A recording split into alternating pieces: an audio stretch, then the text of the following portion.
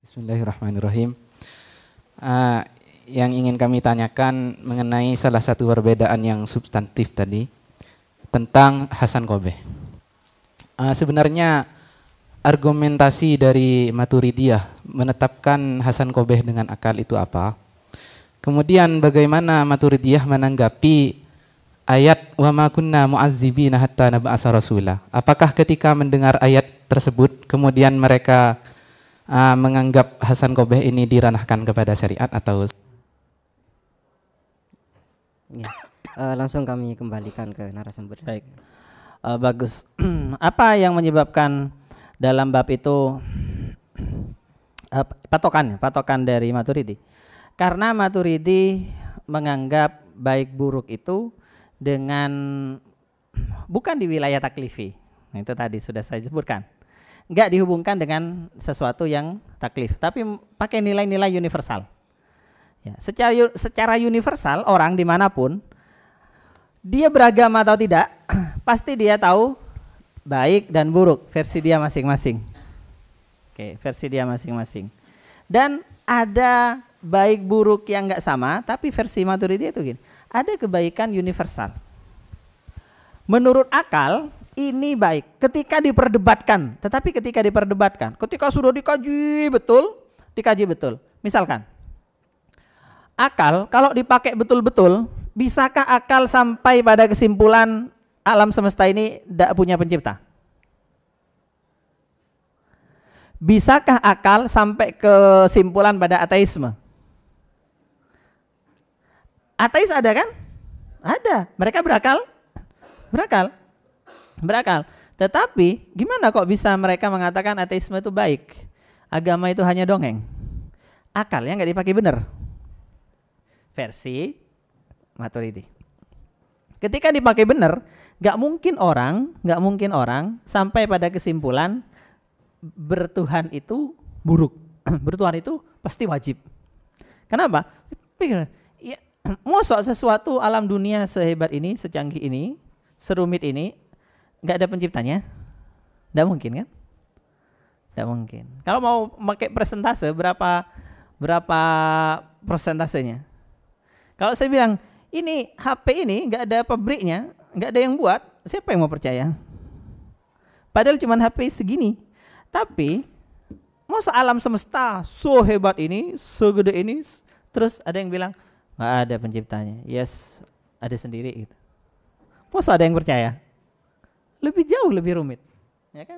Kalau dipakai benar-benar, pasti akal sampai pada kesimpulan yang sama. Itu versinya. Tapi ya itu masalahnya ya kelemahannya seperti tadi juga. Oke, itu argumennya.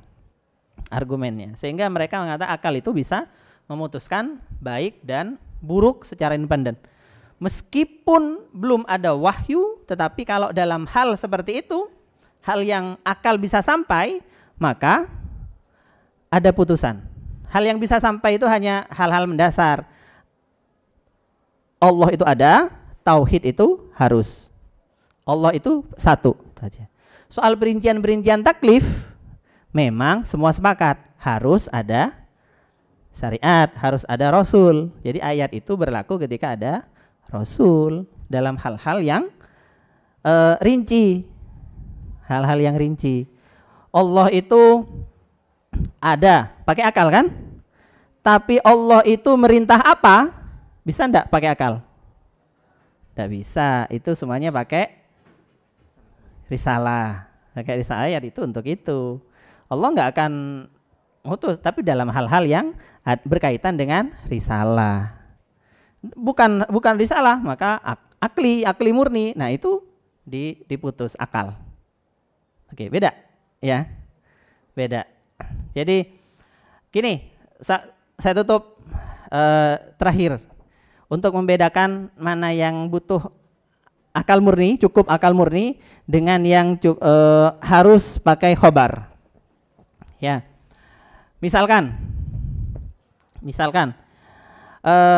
saya jenengan semua kan baru pertama ngelihat saya, ketemu saya kan? Baru pertama.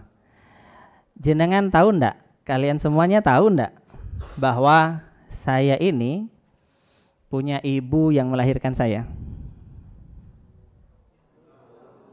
Ada yang ragu? Kok bisa? Padahal baru ketemu. Ya, ya udah pastilah, gitu kan? Cukup, cukup. Semuanya sepakat, tidak ada yang ragu. Saya punya ibu. Oke. Terus kalau misalkan saya tanya, siapa nama ibu saya? Pikir sampai kiamat. Tidak kan bisa. Karena itu bukan wilayah akal. Ibu saya suka makanan apa? Pikir. Sampai kiamat tidak bisa. Butuh khobar. Nah ini. Syariat juga begitu kan? Nah aturan agama kan juga begitu. Akidah begitu juga. Ada akidah yang butuh khobar. Ada akidah yang tidak butuh khobar. Wujudullah butuh khobar apa enggak? Enggak perlu. Dipikir aja sudah bisa. Tapi kalau misalkan wujud surga neraka, khobar. Nggak ada khobar kita nggak bisa tahu. Wujudnya perintah sholat, puasa, khobar. Nggak ada khobar kita nggak tahu, nggak bisa mikir syariat. Nah, oke. Paham? Jelas ya?